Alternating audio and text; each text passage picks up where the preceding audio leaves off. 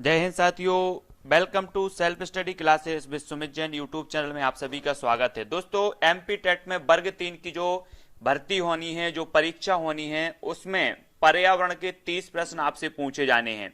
जो आपका सिलेबस है, आपके सिलेबस में सबसे पहले दिया है हमारा परिवार हमारे मित्र। ठीक है, सबसे पहले यही दिया है कि हमारा परिवार हमारे मित्र, और आपका सिलेबस के अकॉर्डिंग पूरा विस्तृत रूप से आपका पर्यावरण बाल विकास सभी का अध्ययन करवाया जाएगा। तो सभी लोग एक बार वीडियो को लाइक कर दें और चैनल को सब्सक्राइब कर दें, जो भी पढ़ना चाहते हैं वो। ठीक है, और शाम को 6:30 बजे लाइव क्लास होती है बाल विकास पर्यावरण की, तो वो लाइव टेस्ट जरूर दें सभी लोग। ठीक है, तो स्टार्ट करते हैं। और दोपहर में 2-2:30 बजे जो है आपकी बाल विकास की लाइव क्लास होती है, तो उससे भी जरूर जुड़ना है। स्टार्ट करेंगे आज का वीडियो। आज हम परिवार से संबंधित पढ़ेंगे, और साथियों हमारे टेलीग्राम ग्रुप से सभी लोग जुड़ेंगे, जहां पर आपको पीडीएफ भी मिलेगी। ठीक है, तो सबसे पहले हम पढ़ेंगे परिवार के बारे में कि परिवार क्या है और परिवार से कितने प्रश्न बन सकते हैं, उसके बारे में भी चर्चा करेंगे। ठीक है, सबसे पहले हम देखें कि परिवार सामाजिक संगठनों में सबसे महत्वपूर्ण,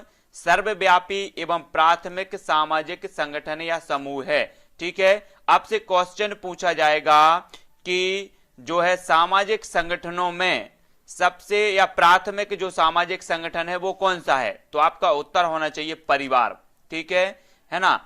तो परिवार का जो है इसमें महत्वपूर्ण स्थान होता है। बालक परिवार में ही जन्म लेता है तथा परिवार में ही उसका लालन पोषण होता है, पालन पोषण होता है। ठीक है, परिवार ही उसे पारिवारिक एवं सामाजिक प्राणी बनाता है। बालक की प्रथम पाठशाला परिवार होती है। आपसे पूछा जाएगा कि बालक की प्रथम पाठशाला क्या होती है, तो परिवार होती है। ठीक है, क्वेश्चन यहां से लिखते जाना, मैं जो आपको क्वेश्चन बताता हूं वो आप नोट्स बनाते जाना। यहां से क्वेश्चन, छोटे छोटे क्वेश्चन आपको याद करनी है। परिवार समाज की एक महत्वपूर्ण इकाई है। समाजीकरण, संस्कृति के हस्तांतरण तथा सामाजिक नियंत्रण में भी परिवार की महत्वपूर्ण भूमिका होती है। आपको पता होगा कि एक बच्चा जब जन्म लेता है तो बस धीरे धीरे उसका सामाजीकरण होता है। सबसे पहले वो अपनी माँ को जानता है, उसके बाद धीरे धीरे अपने पिता को और अपने परिवार को जानने लगता है। मतलब उसका समाज से क्या होता है, समाज से वह मिलता है, समाजीकरण होता है। ठीक है, धीरे धीरे वह सामाजिक संबंधों को जानने लगता है। और उसी में अगर हम बात करें कि सामाजिक संबंधों की जो सबसे छोटी इकाई है, सबसे पहली इकाई है, वो परिवार है, जिसमें बच्चे का जन्म होता है, पालन पोषण होता है और बच्चे को सामाजिक प्राणी बनाया जाता है। ये चीज आपको ध्यान रखना है परिवार के बारे में। परिवार का अर्थ एवं परिभाषा अगर हम पढ़ें तो परिवार शब्द लैटिन भाषा के जो है फैमुलस से बना है, आपको याद रख लेना है। ठीक है, इससे एक समूह का बोध होता है जिसमें माता पिता, अविवाहित बच्चे, नौकर आते हैं। ठीक है, एक परिवार में माता पिता और अविवाहित बच्चे और नौकर इसमें आते हैं, तो ये चीज आपको ध्यान रखनी है। बात करते हैं मैकाइवर तथा पेज के अनुसार, परिवार उस समूह को कहते हैं जो यौन संबंधों पर आधारित है तथा इतना छोटा और शक्तिशाली है कि संतान के जन्म और पालन पोषण की व्यवस्था करने की क्षमता रखता है। तो ये किसने कहा है, मैकाइवर ने कहा है। तो जो अलग अलग विद्वान हैं सभी ने अपने अपने अनुसार से अलग अलग जो है अपने विचार जो है प्रकट किए हैं। बात कर लेते हैं क्लेयर के अनुसार। क्लेयर परिवार से तात्पर्य माता पिता और बच्चों के संबंधों की व्यवस्था है। कौन बोल रहे हैं, क्लेयर बोल रहे हैं। ठीक है, मनुष्य एक सामाजिक प्राणी है, ये किसने कहा है, अरस्तु ने कहा है। याद रख लेना, मोस्ट इंपोर्टेंट है, अरस्तु साहब ने कहा है कि मनुष्य एक सामाजिक प्राणी है। परिवार की विशेषताएं, आपसे पूछा जाएगा कि निम्न में से बताइए कौन सी परिवार की विशेषता नहीं है, और इस प्रकार से विकल्प दिए जाएंगे और एक विकल्प गलत दिया जाएगा। ठीक है, विवाह एवं यौन संबंधी परिवार की व्यवस्था है, विशेषता है। वंश परंपरा एवं नामकरण की प्रणाली होती है। एक सामान्य निवास स्थान होता है, सार्वभौमिक संगठन होता है, परस्पर आर्थिक बंधन होता है, परिवार के सदस्यों में उत्तरदायित्व की क्या होती है, भावना होती है। ये चीज भी याद रखनी है। परिवार के प्रकार, परिवार के जो है आकार के आधार पर मनुष्यों के परिवार के 2 प्रकार के होते हैं। ठीक है, ये चीज आपको याद रख लेनी है। काय के आधार पर, आकार के आधार पर होते हैं। एक तो होता है एकल परिवार, दूसरा होता है संयुक्त परिवार। आकार के आधार पर कितने मनुष्य के कितने परिवार के कितने भेद होते हैं आपसे पूछा जाएगा, तो एक एकल परिवार और संयुक्त परिवार, मतलब दो भेद होते हैं। ठीक है, आपके विकल्प दिए जाएंगे 2 3 4 ऐसे विकल्प दिए जाएंगे, आपको टिक करना है 2, एकल परिवार और संयुक्त परिवार, है ना। जान लेते हैं एकल परिवार के बारे में। इस तरह के परिवार में माँ बाप तथा उनके अविवाहित बच्चे शामिल होते हैं। यह परिवार कैसा होता है? छोटा होता है। ये आप तस्वीर देख रहे होंगे, ये क्या है? एकल परिवार है ना। ये बच्चे हैं, माँ बाप हैं, ये एकल परिवार कहलाता है। और एकल परिवार जो है माँ बाप बच्चे इसमें शामिल होते हैं, तो ये चीज आपको देख लेनी है। अब बात कर लेते हैं हम संयुक्त परिवार की। जी हाँ दोस्तों, यहां पर देखिए संयुक्त परिवार। संयुक्त परिवार इस तरह के परिवार में दादा दादी, चाचा बुआ, ताई ताऊ ताई, माँ बाप और बच्चे होते हैं। यह परिवार कैसा होता है? बड़ा होता है। ये देखो परिवार, ये दादा दादी हैं और चाचा चाची, इस प्रकार से ये क्या हो जाता है? संयुक्त परिवार होता है। तो हमने पढ़ा कि आकार के आधार पर जो परिवार के भेद होते हैं वो होते हैं 2 प्रकार के। ठीक है, एक तो एकल परिवार और दूसरा है संयुक्त परिवार। और संयुक्त परिवार और एकल परिवार के बारे में हमने यहां पर देख लिया है। यहां पर देखते हैं क्या है। संयुक्त परिवार जो है हमने देख लिया, किसी एक परिवार को एक पेड़ के रूप में दर्शाया जा सकता है जिसे पारिवारिक वृक्ष कहते हैं। ठीक है, तो यहां पर देखें एकल परिवार। एकल परिवार में क्या होता है? माता पिता, लड़का और लड़की, मतलब जो बच्चे होते हैं अविवाहित बच्चे, वो होते हैं एकल परिवार में। तो इस प्रकार से देखेंगे। बात करेंगे संयुक्त परिवार में, तो दादा दादी, फिर ताऊ ताई, फिर उनके बच्चे, माँ बाप, फिर उनके बच्चे, चाचा चाची, बच्चे और बुआ बच्चे। तो इस प्रकार से अगर हम देखें कि दादा दादी में ताऊ ताई, अगर ये भज्जा भाई हैं इनके, तो बड़े भाई हैं, अगर आपके बड़े पापा हैं तो ताऊ ताई हैं, आपके माँ बाप हैं, चाचा चाची हैं, बुआ लोग हैं। तो ये संयुक्त परिवार और उनके जो बच्चे आएंगे, ये सारे के सारे इसमें मिलकर एक संयुक्त परिवार का गठन करते हैं। तो एकल परिवार भी देख लिया हमने, संयुक्त परिवार भी देख लिया। अब ये चीज बहुत अच्छे से हमें समझनी है। ठीक है, एकल परिवार के गुण यहां से पूछा जाएगा कि आपको बताइए कौन सा एकल परिवार का गुण नहीं है। तो एकल परिवार के सदस्य अधिक आत्मनिर्भर होते हैं और वे आत्मविश्वास से भरे हुए किसी भी काम को करने में सक्षम होते हैं। एकल परिवार सुखी परिवार होता है। एकल परिवार सदस्यों को अपने व्यक्तित्व का विकास करने का अवसर प्राप्त होता है। एकल परिवार अपने सभी सदस्यों का शिक्षित होने का समान अवसर देता है। एकल परिवार में पारिवारिक कलह की संभावना नहीं होती है। एकल परिवार में सामान्यतः कम आय होते हुए भी आर्थिक परेशानियों का सामना नहीं करना पड़ता। परिवार में सभी लोग खुश एवं प्रसन्नचित्त रहते हैं। तो ये एकल परिवार के क्या हो गए? गुण हो गए। अब वहीं अब किसी के गुण हैं तो दोष जरूर होंगे, तो एकल परिवार के दोष भी देख लेते हैं। एकल परिवार में प्राय बच्चे का उचित देखभाल नहीं हो पाता। सही बात है, जैसे माता पिता होते हैं एकल परिवार में बस, और संयुक्त परिवार में हम देखते हैं कि दादा दादी बहुत सारे लोग हैं, तो बच्चों की देखभाल उचित रूप से होती है। कहीं आपके बच्चे को दादा खिला रहे हैं, इस प्रकार से अलग अलग रूप से इसके होते हैं, उनकी देखभाल करने वाले बहुत सारे लोग रहते हैं। तो एकल परिवार में प्राय बच्चे का उचित देखभाल नहीं हो पाता। एकल परिवार में स्वार्थ की प्रबल भावना पनपती है। एकल परिवार को बुरे समय तथा अन्य जो संकट की समय आते हैं आर्थिक शारीरिक व भावात्मक रूप से, तो ये सहारे नहीं मिलते। जबकि संयुक्त परिवार में हम देखते हैं कि किसी पर भी संकट आता है या किसी प्रकार की आपदा आती है तो संयुक्त परिवार में बहुत सारे लोग हमारे साथ खड़े होते हैं। बात करते हैं संयुक्त परिवार के गुण के बारे में। तो संयुक्त परिवार के सदस्यों में नागरिक गुणों का विकास होता है। संयुक्त परिवार में घरेलू एवं बाह्य कार्यों हेतु श्रम विभाजन की सुविधा होती है। ठीक है, और भी देख लेते हैं। संयुक्त परिवार की बात करें तो परिवार के सदस्यों में त्याग, सहयोग जैसे मानवीय मूल्यों का विकास होता है। संयुक्त परिवार के सदस्यों को आर्थिक परेशानियों का सामना नहीं करना पड़ता।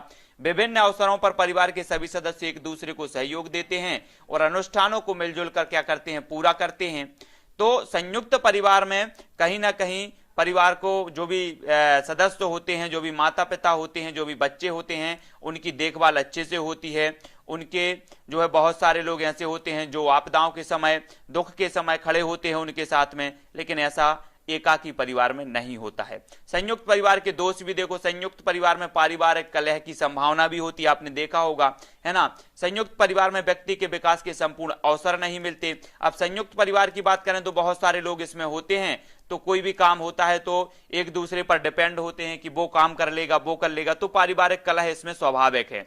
संयुक्त परिवार में स्त्रियों की दुर्दशा होती है, क्योंकि जो स्त्री होती है, अब बहुत सारे लोग परिवार में हैं, जैसे मान के चलो कि 20 सदस्य हैं, तो 20 सदस्य और भी ऐसी बहुत सारी समस्या होती, तो परिवार जो है महिलाओं को घर का सारा काम करना पड़ता है, जिससे उन्हें अपना व्यक्तित्व निखारने का अवसर नहीं मिलता है। संयुक्त परिवार में बालकों का विकास पूर्ण रूप से भी नहीं हो पाता है। तो संयुक्त परिवार के भी कुछ दोष हैं। संयुक्त परिवार के विघटन के कारण देख लेते हैं। यहां पर आपसे पूछा जाएगा कि संयुक्त परिवार के विघटन के कारण क्या है। 3-4 विकल्प आपको दिए जाएंगे, उसमें से एक आपको बताना होगा। संयुक्त परिवार प्रथा में दोष है। इन दोषों के कारण संयुक्त परिवार व्यक्तिगत परिवारों में बदलते जा रहे हैं। संयुक्त परिवार विघटन के कारण निम्न प्रकार से हो सकते हैं। देख लेते हैं महत्वपूर्ण जो कारण हैं। सबसे पहला तो है औद्योगिकरण। आपसे पूछे जाएंगे कि निम्न में से बताइए कौन सा संयुक्त परिवार के विघटन का कारण नहीं है। यहां पर देखो, औद्योगिकरण, जनसंख्या वृद्धि, नगरीकरण, शैक्षिक कारण और जाति व्यवस्था का विघटन, ये संयुक्त परिवार के विघटन के कारण है। आपको यहां से याद रखना है। औद्योगिकरण के कारण परिवार के सदस्यों को काम करने के लिए क्या शहर जाना पड़ता है। वे सदस्य वहीं बस जाते हैं, जिसके कारण वह एक स्वतंत्र परिवार के रूप में अपना अस्तित्व कायम कर लेते हैं। तो औद्योगिकरण भी एक कारण है संयुक्त परिवार के विघटन का। बात लेते हैं जनसंख्या वृद्धि। संयुक्त परिवार में जैसे जैसे जनसंख्या में वृद्धि होती है, वैसे वैसे स्थान अभाव के कारण उसमें से धीरे धीरे सदस्य अलग अलग होकर अपने जो है परिवार बसा लेते हैं। अब जैसे बहुत सारे 50 सदस्य होते हैं, अब 50 सदस्य अगर परिवार में हो गए और 20 सदस्य को रहने की जगह है, तो कहीं ना कहीं जो मानसिकता होती है वो बदलती है। तो जनसंख्या वृद्धि के कारण भी संयुक्त परिवार का क्या होता है, विघटन हो जाता है। बात कर लेते हैं नगरीकरण। तो औद्योगिकरण द्वारा औद्योगिक केंद्रों में जनसंख्या में वृद्धि हुई है। इस प्रकार अनेक नवीन नगरों का जन्म हुआ। इन नगरों में जनसंख्या के अनुपात में निवास स्थान की कमी है, जिसके कारण पूरा परिवार संयुक्त रूप से नहीं रह सकता। तो नगरीकरण भी एक कारण होता है संयुक्त परिवार के विघटन का। नेक्स्ट बात करेंगे हम जाति व्यवस्था का विघटन। जी हां दोस्तों, जाति व्यवस्था के विघटन से संयुक्त परिवार को आघात पहुंचा है। जो व्यक्ति जाति व्यवस्था द्वारा लगाए गए प्रतिबंधों को तोड़ता है, उसे संयुक्त परिवार से अलग कर दिया जाता है। जैसे आपने विवाह आदि देखा होगा कि विवाह में एक ही जाति के जो है लड़का लड़कियों का विवाह होता है, और अगर ऐसा नहीं होता है तो क्या होता है, अगर दूसरी जाति के साथ कोई लड़का विवाह कर लेता है तो जो सामाजिक बंधन होते हैं, जो जाति व्यवस्था के संबंध में जो बंधन होते हैं, उन बंधनों के चलते उन्हें अलग परिवार जो है स्थापित करना होता है। तो इससे भी क्या होता है कि जो हमारा संयुक्त परिवार है वो टूट जाता है। तो यहां पर दोस्तों हमने देखे संयुक्त परिवार के विघटन के कारण, हमने देख लिया औद्योगिकरण, जनसंख्या की वृद्धि, नगरीकरण, शैक्षिक कारण और जाति व्यवस्था का विघटन। ठीक है, इतने सारे कारण हैं जो हमें याद रख लेना है। बात कर लेते संयुक्त परिवार प्रथा भारतीय संस्कृति की आधारशिला। आपको पता होगा कि प्राचीन काल से ही हमारे गांव में, हमारे शहर में सब जगह संयुक्त परिवार की एक प्रथा है। संयुक्त परिवार हिंदू सामाजिक संगठन का एक प्रमुख आधार है। संयुक्त परिवार का मुखिया घर का सबसे बड़ा व्यक्ति होता है। परिवार का मुखिया परिवार के सभी सदस्यों की देखभाल करता है। परिवार के सदस्यों की शिक्षा, दीक्षा तथा विवाह संबंध आदि की जिम्मेदारी परिवार के मुखिया की होती है। परिवार के कमाने वाले सदस्य चाहे वे व्यापार से कमाते हैं और चाहे नौकरी से, अपनी कमाई को परिवार के मुखिया के हाथ में देते हैं। उसी आय से परिवार का मुखिया परिवार की आवश्यकताओं की पूर्ति बिना किसी भेदभाव के करता है। तो ये संयुक्त परिवार के संबंध में है। अब हम बात कर लेते हैं परिवार के कार्य। जी हां दोस्तों, परिवार के कार्य भी आपसे पूछ लिया जाएगा कि परिवार ही बच्चे का पहला स्कूल होता है। आपसे पूछा जाता है कि बच्चे का पहला स्कूल कौन होता है, तो परिवार ही होता है ना। बच्चा सबसे पहले परिवार से ही सीखना शुरू करता है। यहीं से बच्चे के समाजीकरण का पाठ शुरू होता है। बालक सर्वप्रथम अनौपचारिक रूप से शिक्षा ग्रहण परिवार से ही करता है। परिवार बच्चे के विकास में मदद करता है। माना जाता है कि जैसा परिवार होगा वैसा बच्चे का विकास होगा। परिवार से बच्चे खुशी मनाना और दुख बांटना सीखते हैं। परिवार से बच्चे अपनी संस्कृति को सीखते हैं। परिवार के माध्यम से शैक्षणिक कार्य एवं मनोरंजनात्मक जो कार्य हैं पूरे किए जा सकते हैं, है ना। ये सारे के सारे परिवार के कार्य हैं। और भी देख लेते हैं, परिवार में लिंग आधारित चुनौतियां होती हैं, जिसकी वजह से बालक बालिकाओं और स्त्री पुरुष में भेदभाव किया जा सकता है। परिवार से मिलजुल कर जो है रहना सीखते हैं। ठीक है, क्योंकि समाज में अगर आपको रहना है तो आपको जो है मिलजुल कर रहने की जो अवधारणा है, जो प्रक्रिया है, वो आपको आनी चाहिए। बालक की शिक्षा में परिवार का क्या महत्व है, ठीक है। बालक की शिक्षा में परिवार का बहुत ही महत्वपूर्ण स्थान है। बालक की शिक्षा का आरंभ परिवार में ही होता है, इसलिए परिवार को बालक की प्रथम पाठशाला कहा गया है। परिवार में बालक सबसे अधिक मां के संपर्क में रहता है। मां की आदतों, कार्यों और व्यवहार का प्रभाव उसके लिए अत्यंत महत्वपूर्ण होता है। प्रत्येक परिवार की भाषा, रहन सहन, आचार विचार, रुचियां आदि अलग अलग होती हैं, इसलिए दो परिवारों के बालकों में भिन्नता दिखाई पड़ती है। ठीक है, आपने पढ़ा होगा व्यक्तिक विभिन्नता का सिद्धांत, है ना। हर व्यक्ति का विकास अलग अलग होता है। ऐसा नहीं है कि दो व्यक्ति हैं, उन दोनों व्यक्तियों का विकास एक ही प्रकार हो। किस कारण होता है? क्योंकि व्यक्तिक भिन्नता के सिद्धांत के आधार पर। ठीक है, ब्रिटिश शासन के दौरान जो है भारत में लड़कों एवं लड़कियों की विवाह की उम्र शारदा अधिनियम 1929 के तहत लड़कों के लिए 18 वर्ष जबकि लड़कियों के लिए 14 वर्ष निर्धारित की गई थी। अब से यहां से क्वेश्चन आपका पूछा जाएगा, क्योंकि परिवार की बात हो रही है तो परिवार में विवाह भी एक संबंध होता है जो परिवार के अंतर्गत आता है। तो आपसे पूछा जाएगा कि ब्रिटिश सरकार के दौरान कौन सा ऐसा अधिनियम पारित किया गया जिसके अंतर्गत जो है लड़कों के विवाह की आयु 18 वर्ष और लड़कियों के विवाह की आयु 14 वर्ष की गई। तो आपका उत्तर होने चाहिए शारदा अधिनियम 1929। या इस प्रकार से पूछा जाएगा कि शारदा अधिनियम 1929 के तहत लड़कों की आयु कितनी रखी गई और लड़कों की आयु कितनी रखी गई विवाह की। ठीक है, ये चीज यहां से एक क्वेश्चन आपको याद कर लेना है। बाद में हिंदू विवाह अधिनियम 1955 के द्वारा लड़कों के लिए न्यूनतम 21 वर्ष और लड़कियों के लिए न्यूनतम 18 वर्ष की आयु जो है निर्धारित की गई। तो यहां से आपको महत्वपूर्ण जो प्रश्न है मैं जो बताता जा रहा हूं उसको नोट करते जाना है। मेरा परिवार मेरी प्रेरणा, इसके बारे में देखें कि जो लोग देख नहीं सकते उनके पढ़ने के लिए खास लिपि में किताबें तैयार की जाती हैं जिसे ब्रेल कहते हैं। ब्रेल एक मोटे कागज पर एक नुकीले औजार से बिंदु बनाकर लिखा जाता है। ब्रेल कागज पर हाथ फेर कर पढ़ा जाता है कि उस पर क्या लिखा है। ठीक है, तो ब्रेल लिपि आप लोग जानते होंगे। लुईस ब्रेल जो है फ्रांस के रहने वाला था।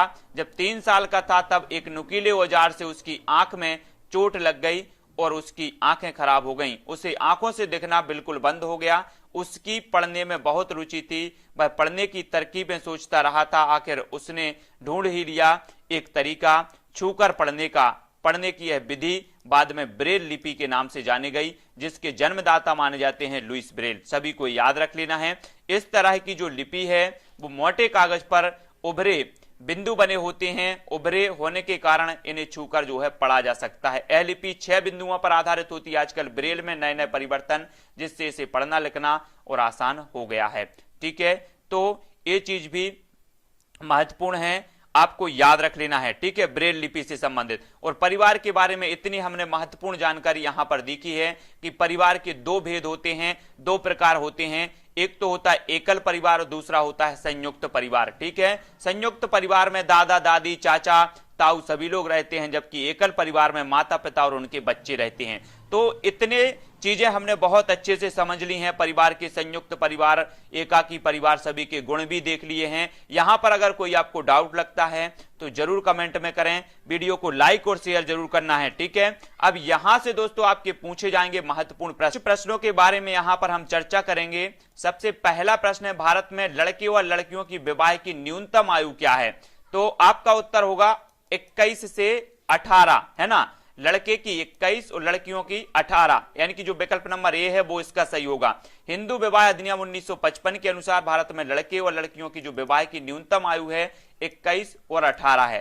ठीक है, अगला आपसे पूछा जाएगा कि परिवार एक इकाई होता है जिसमें माँ पिता और उनके बच्चे होते हैं। यह कथन किसका है? जल्दी से, यह कथन मतलब कैसा है? तो सत्य है, क्योंकि सभी भारतीय परिवार इसी प्रकार के होते हैं।